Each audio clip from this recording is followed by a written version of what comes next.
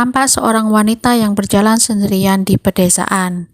Saat di jalan, dia bertemu dengan Paman Chong Ho, petani stroberi yang dikenalnya sejak kecil, yang kemudian mengantarnya ke rumah lamanya. Wanita tersebut bernama Soyun. Setelah sampai di rumah lamanya, Soyun meminjam HP Chong Ho untuk menghubungi HP-nya yang ketinggalan di kereta. Namun tidak ada yang mengangkat panggilan tersebut. Soyun kemudian masuk ke rumah lamanya. Setelah merapikan barang-barang, Soyun menemukan telepon lama milik keluarganya. Telepon tersebut masih berfungsi, dan ketika sambungannya direspon, orang yang menemukan HP Soyun meminta imbalan, lalu telepon dimatikan. Beberapa saat kemudian telepon berdering. Orang yang ditelepon tersebut curhat jika ibunya gila. Menyadari jika salah sambung, telepon langsung ditutup. Soyun langsung ke rumah sakit mengunjungi ibunya. Ayahnya Soyun telah meninggal dunia, dan Soyun merasa kesal karena menurutnya ibunya adalah penyebab kematian ayahnya. Soyun kemudian pergi dan menuju ke makam ayahnya, kemudian balik pulang ke rumah. Saat kembali ke rumah, teleponnya berdering dan Soyun segera mengangkatnya. Rupanya orang yang salah sambung tadi. Dia curhat bahwa ibunya akan membunuhnya. Dia mengira bahwa Soyun ini adalah temannya yang bernama Sun Hee. Ia meminta Soyun untuk datang membantunya. Namun Soyun segera bilang salah sambung. Tetapi penelepon tersebut malah kesal dan menduga jika itu hanya alasan saja karena tidak mau membantu teman. Telepon segera ditutup. Soyun kemudian melihat surat yang rupanya alamatnya sama seperti yang baru saja disebut oleh si penelepon tadi, yang mana itu adalah alamat rumah yang ditempatinya saat ini. Tak menghiraukan hal tersebut, Soyun pun pergi tidur. Tapi ia mendengar suara yang membuatnya terbangun. Menyelidikinya, ia menemukan ada tembok yang kopong. Ia kemudian memakuinya tetapi paku terjatuh. Tanpa pikir panjang, ia merusak dinding tersebut dan menemukan ruang bawah tanah.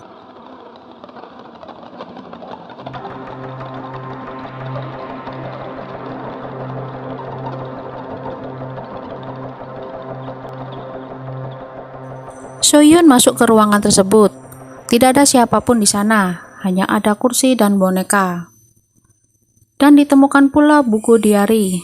Ia lalu membuka dan membaca buku diari tersebut, dan sebuah foto terlepas jatuh. Soyun membawa foto tersebut dan menanyakannya ke Paman Park. Paman Park mengatakan bahwa wanita di foto tersebut bernama Young-suk, yang memiliki ibu seorang dukun. Tapi Paman Park enggan membahas lebih lanjut dan pergi.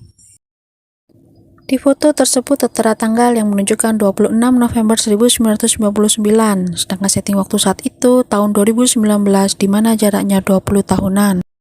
Dalam perjalanan pulangnya ke rumah, ia melewati sebuah toko yang bernama Toko Sun Hee, yang mana Sun Hee adalah nama teman dari orang yang meneleponnya tadi. Saat kembali ke rumah, telepon kembali berdering. Si telepon berteriak histeris bilang jika ia akan dibakar ibunya.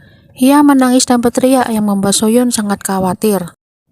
Di sisi lain, ibunya si penelepon memang ingin membakar anaknya tersebut, dan si anak mencoba melawan, sehingga api yang dibawa si ibu terjatuh. Dan dari ruangan yang tadi Soyun coba masuki, tiba-tiba ikut terbakar. Esoknya si penelepon marah kepada Soyun karena Soyun tidak mau membantunya, tetapi si penelepon akhirnya sadar bahwa dia bukanlah Sun Hee temannya.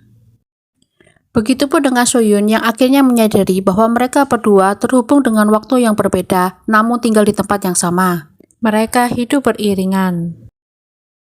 Karena tidak percaya, Yoon Hee segera mencari info di internet tentang kejadian besar di masa Yusuf berada, di mana akan ada kecelakaan pesawat di malam waktu Yusuf nanti. Malam pun tiba, Yusuf yang di tahun 1990-an makan berdua bersama ibunya. Mereka hanya hidup berdua. Ibu Young-suk sangat keras mendidik Young-suk. Di sini diketahui bahwa Young-suk pernah masuk rumah sakit jiwa, dan ibu mengancam akan memasukkannya kembali ke rumah sakit jiwa jika ia tidak mau makan. Saat itulah berita tentang kecelakaan pesawat tersiar di televisi. Young-suk menelepon Soyun dan menanyakan bagaimana Soyun bisa tahu tentang kecelakaan yang terjadi. Young-suk lantas bercerita kalau ibunya itu bukanlah ibu kandungnya. Ibu kandung Yusuf telah lama meninggal dunia. Soyun juga punya kesedihan serupa. Ia memberitahu bahwa ayahnya meninggal saat ia masih kecil karena kebakaran, dan hal tersebut diakibatkan karena ibunya lupa mematikan kompor. Kembali ke masanya Yongsuk. Ibunya yang berprofesi sebagai dukun menempel berbagai jimat di rumah. Dan bertepatan pada hari itu juga, rupanya ada yang ingin membeli rumah tersebut. Seorang ibu, ayah, dan seorang anak kecil sedang datang untuk melihat-lihat rumah tersebut. Dan Yongsuk keluar dari kamarnya. Melihatnya, sang anak ketakutan. Anak kecil itu adalah Soyun saat masih kecil. Mereka adalah keluarga Soyun yang saat itu ingin membeli rumah tersebut. Setelah itu Yongsuk menelepon Soyun. Yongsuk memperdengarkan suara ayahnya Soyun melalui telepon tersebut. Merasa sedih dan gembira, akhirnya mereka mempunyai ide, di mana Yongsuk mungkin bisa menghidupkan kembali ayahnya Soyun. Saat hari kebakaran rumah lama Soyun, Yongsuk kabur diam-diam menuju ke alamat Soyun. Saat itu Soyun kecil sedang bermain sambil menonton televisi, sedangkan ibunya sedang mengecat kuku. Kompor masih menyala saat itu, dan tak lama ibunya pergi meninggalkan Soyun dan ayahnya yang sedang tertidur. Yongsuk melihat hal tersebut dan mematikan kompornya. Soyun lalu mendapat telepon dan tiba-tiba bekas luka bakar di kakinya menghilang, dan saat itu juga ruangan kamarnya berubah dengan cepat. Soyun keluar ruangannya. Di belakang rumah, ia melihat ibunya sedang menyiram tanaman, dan juga ayahnya masih hidup. Dan segera Soyun memeluknya erat dengan tangisan bahagia. Ayah ibunya Soyun tidak tahu apa yang sedang terjadi, dan merasa aneh dengan tingkah laku Soyun. Setelah itu Soyun sangat berterima kasih kepada Yongsuk. Sejak saat itu, Soyun dan Yongsuk menjadi semakin dekat. Soyun sering menyetel idola Yongsuk dan memperdengarkannya lewat telepon. Bahkan Yongsuk sering mengirim makanan untuk Soyun. Soyun sangat senang dengan kehidupannya yang sekarang. Karena kesibukan dengan keluarganya, Soyun makin jarang menerima telepon Yongsuk, sehingga Yongsuk menjadi kesepian karena tidak ada lagi teman. Yongsuk yang sering menelepon Soyun merasa diabaikan dan akhirnya merasa kesal. Saat pulang ke rumah, Soyun segera mengangkat teleponnya. Yongsuk tertawa aneh karena merasa kesal dan mengatakan Soyun lebih baik mati saja, dan mengatakan kata-kata kasar lainnya yang membuat Soyun menjadi takut. Dan tiba-tiba Yongsuk berteriak yang membuat ibunya segera mengambil alih telepon. Ibunya Yongsuk bilang agar Soyun tidak lagi menelepon atau Soyun akan dalam bahaya. Di masanya Yongsuk, saat itu ibunya sedang melakukan ritual kepada Yongsuk. Diketahui bahwa Yongsuk ini akan berbahaya bila dibiarkan hidup.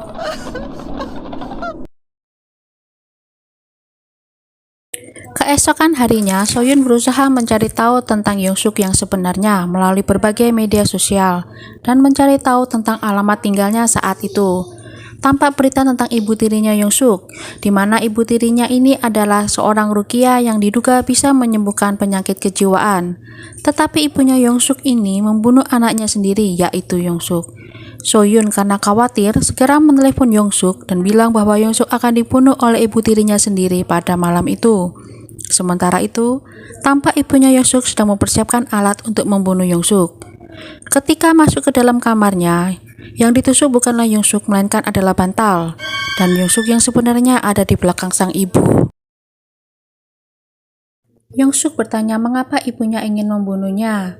Menurut ibunya, apabila Yongsuk dibiarkan hidup, akan ada jiwa lain yang hilang di masa depan. Yongsuk tertawa dan melepaskan gas dalam ruangan tersebut. Kini berbanding terbalik.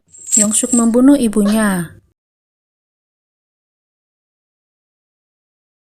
Soyun menerima telepon dari Yongsuk yang mengatakan ia baik-baik saja dan telah hidup dengan bebas. Hari itu Yongsuk pergi dan menikmati hidupnya. Paman Park yang tua datang ke rumah Soyun membawa sekotak stroberi. Sementara di waktunya Yongsuk, Paman Park yang muda juga datang membawa stroberi. Saat masuk ke dalam rumah dan membuka kulkas, Paman Park melihat kantung busuk, yang setelah dilihat-lihat kantung itu berisi bagian tubuh seseorang.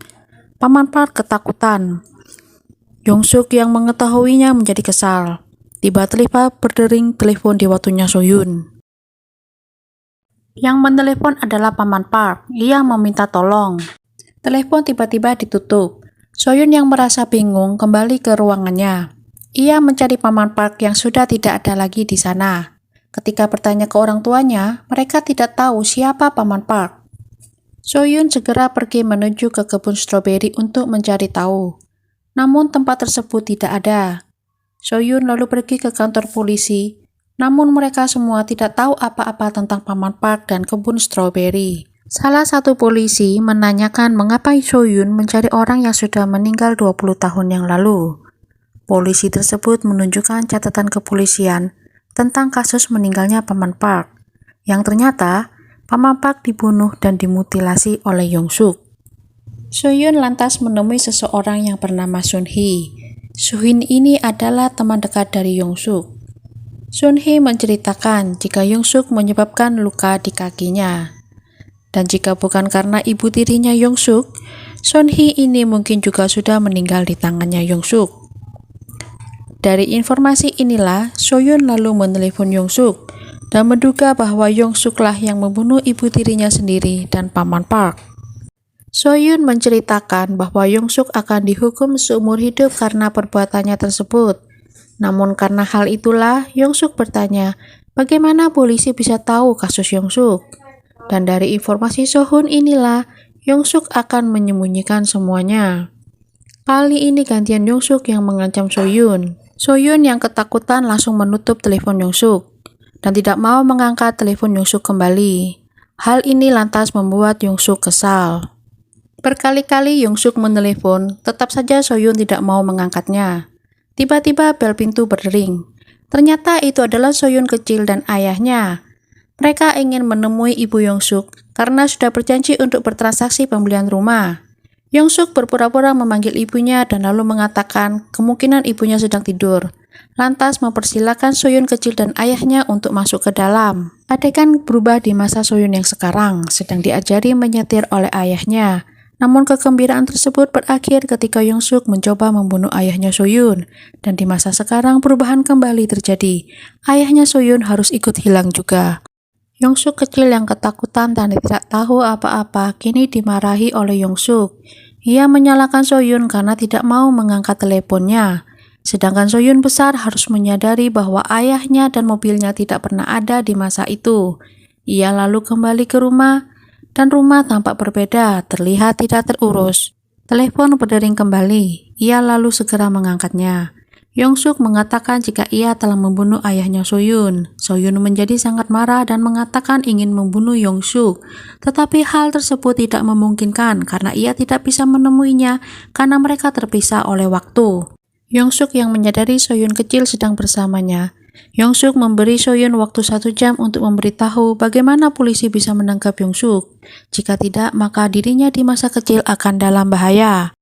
Soyun benar-benar kesal, lantas mencari cara untuk menjebak Yong-suk.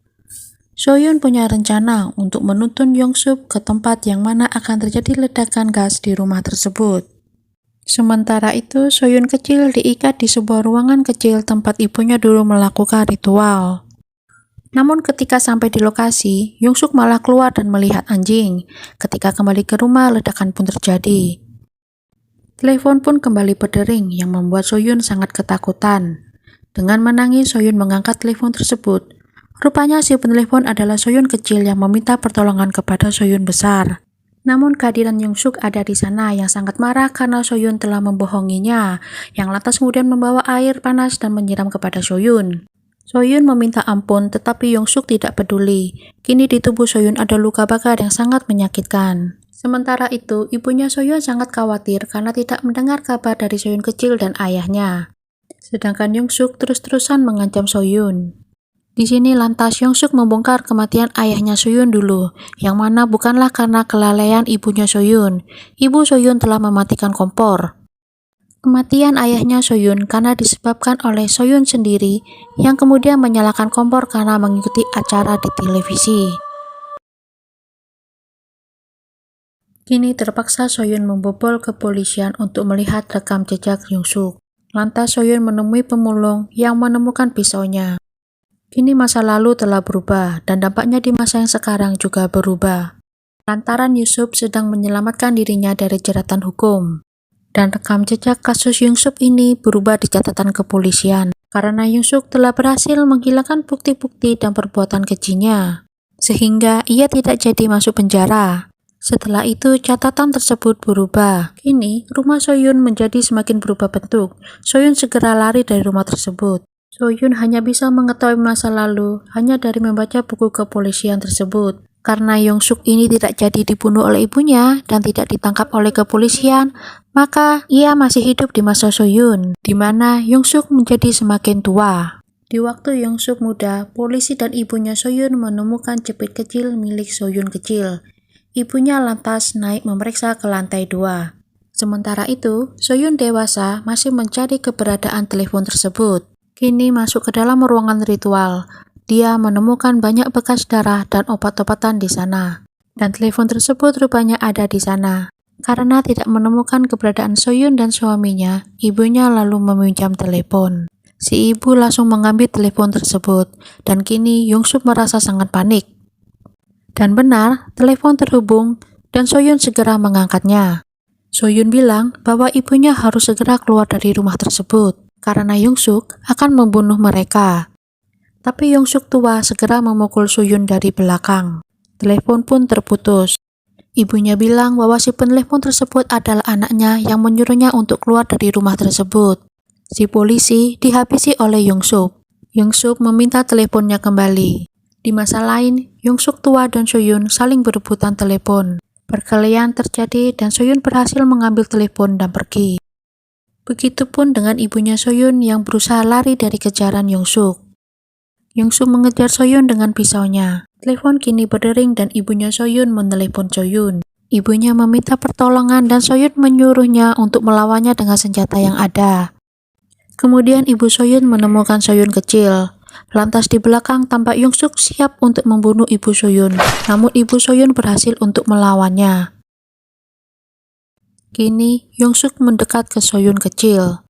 Dan juga Yongsuk tua juga ingin membunuh Soyun dewasa.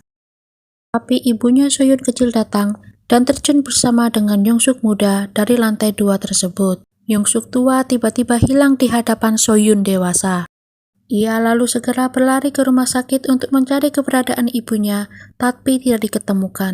Ia juga mencari ke kantor polisi, tapi hasilnya juga nihil. Hingga ketika Soyun di makam ayahnya, ibunya hadir tiba-tiba. Yang artinya di masa lalu, ibunya selamat. Melihat bekas luka ibunya, Soyun meneteskan air mata. Mereka lalu pulang bersama.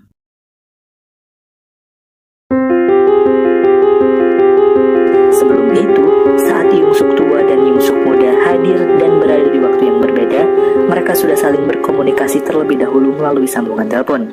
Sehingga Yongsuk tua ini mencari jalan keluar agar dirinya di masa muda bisa lolos dari kematian dan juga dari jeratan hukum. Yongsuk tua mengatakan agar Yongsuk muda bisa selamat, maka jangan pernah meninggalkan teleponnya. Dan saat terjatuh dari lantai dulu, sebenarnya Yongsuk belumlah meninggal. Dan di masa kini, tiba-tiba ibunya Soyun menghilang, yang membuat Soyun pulang sendirian. Sedangkan Soyun yang muda masih disekap di ruang bawah tanah, yang kini akhirnya dia sudah beranjak dewasa. Dan cerita berakhir